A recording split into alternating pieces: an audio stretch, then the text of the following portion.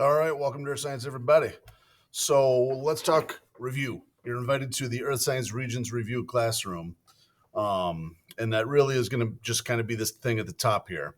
But if you use it, you're going to be off to a better start.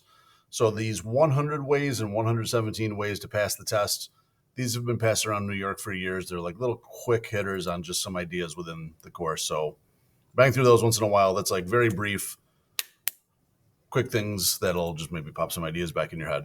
Now, the one that I'm working on, continuing to work on, I've got the first marking period done.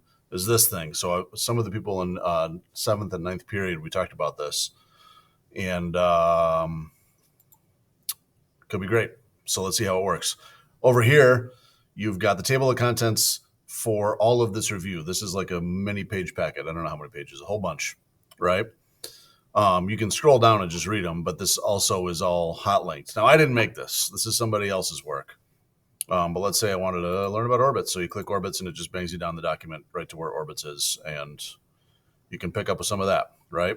And you got to scroll back up. But now what I'm doing, when I'm adding to it, this part over here is mine.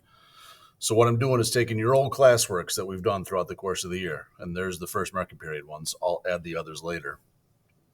And I'm re-releasing them in this separate Google Classroom. They're not going to be worth points. They're not going to affect the marking period for grade, but it's great practice for the Regents. I guess it will affect your grade because you're going to do better on the Regents if you practice before we get there.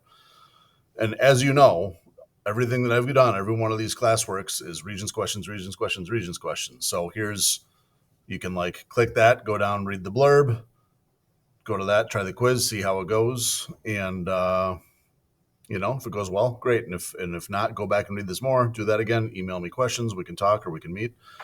The only difference between the usual classworks and these is that, let's click one. When you go to it, you're going to be able to do it over and over and over again. Usually I have it like one submission and then you get the grade, right? Grading is turned off and multiple submissions are allowed. So you can try it, see what went wrong, try it right away again, do that over. You don't have to email me to say, hey, can you reset that quiz?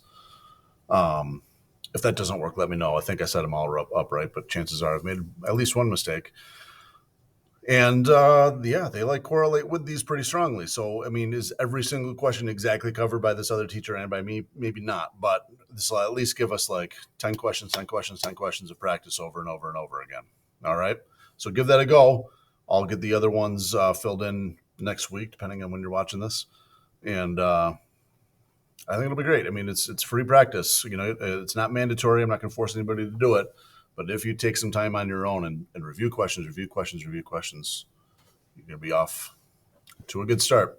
And we'll see you on the summer solstice for the test. So long, everybody.